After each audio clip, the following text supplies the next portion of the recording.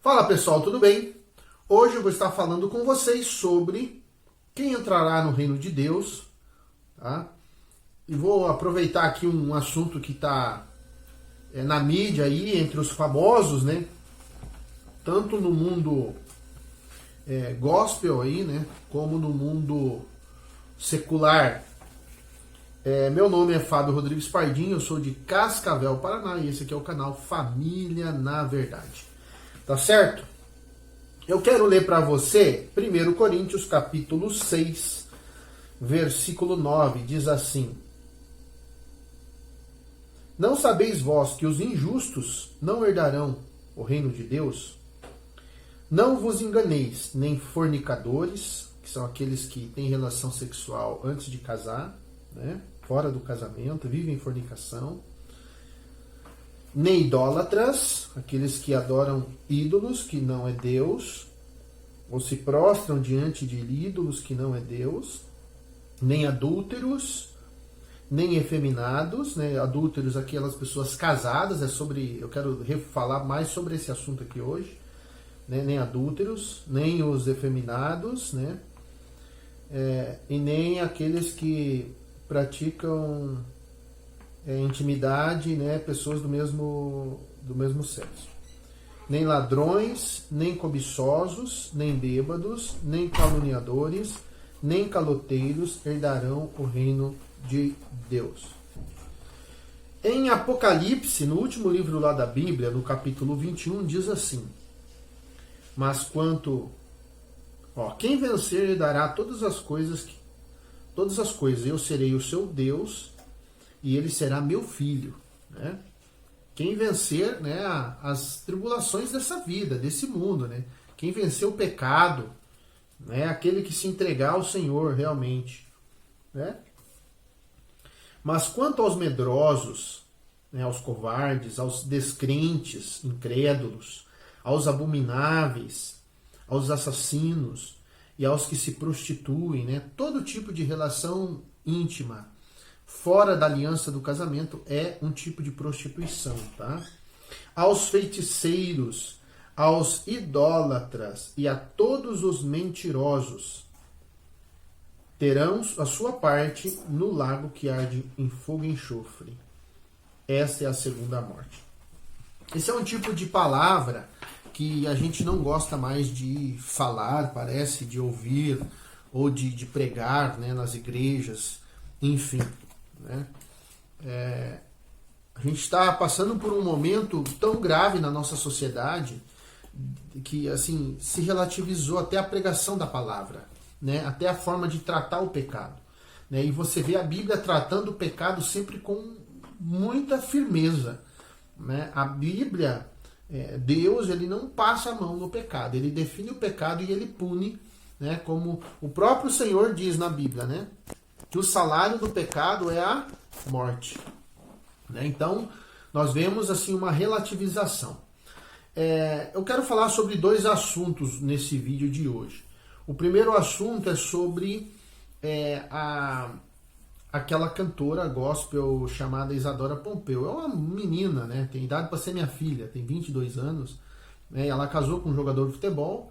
E 2 meses de casamento, acabou o casamento e disse que ele quis o divórcio. Ele quis o divórcio e tal, e divorciaram.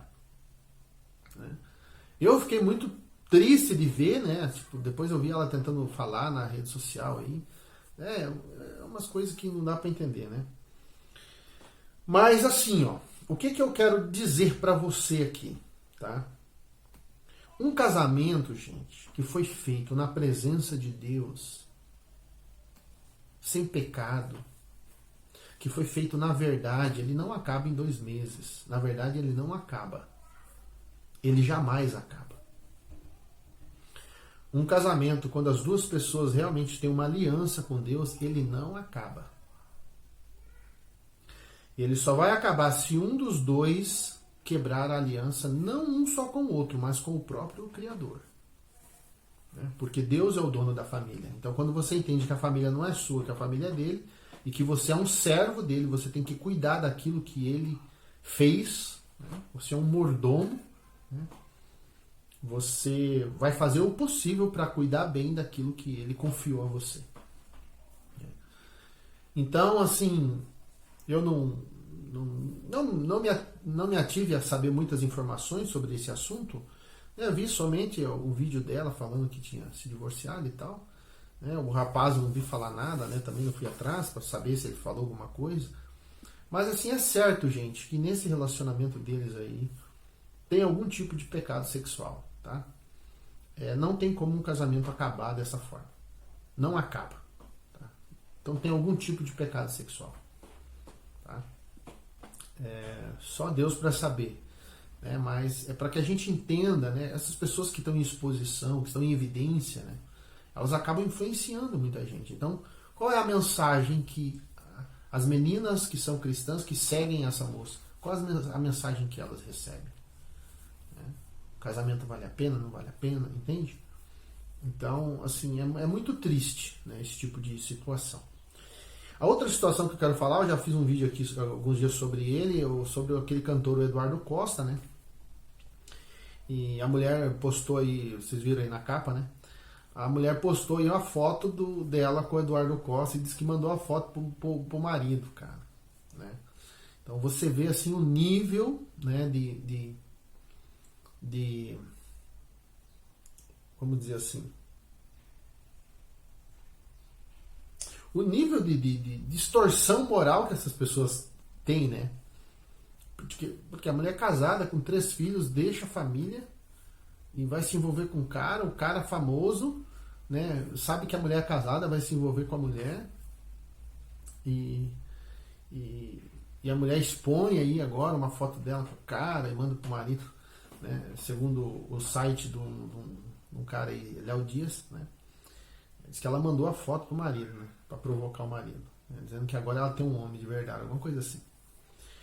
Então você vê que tipo de mensagem as pessoas recebem quando elas veem isso, né? Que tipo de mensagem, né? Se você for ver a foto dela, se ela postou em algum Instagram, Facebook, alguma coisa com o Eduardo Costa, você vai ver que vai ter gente curtindo a foto, né? O que será desse mundo com esse tipo de comportamento, com esse tipo de tratamento que as pessoas dão àquilo que Deus criou? Porque aí a pessoa fala assim, a vida é minha, eu faço o que eu quero. Não, a vida não é sua, a vida é de Deus. Quem te deu a vida foi Deus. A vida não é sua. Você não pode dar a vida para você sozinho. Você não é o criador, você foi criado. Se você foi criado, você deve satisfação àquele que te criou. E você deve atender o propósito para o qual você foi criado. E o homem não foi criado para pecar e estar em rebelião contra Deus. O homem não foi criado para pecar. O homem foi criado para servir ao seu Criador. Né? Para obedecer ao seu Criador. Então nós vemos, né, tanto no mundo cristão quanto no mundo secular, tem uma coisa em comum aí nessas relações aí. No divórcio, né, agora nesse adultério aí, a mulher largar também divorciado o marido para ficar com o famoso sabendo que a mulher é casada.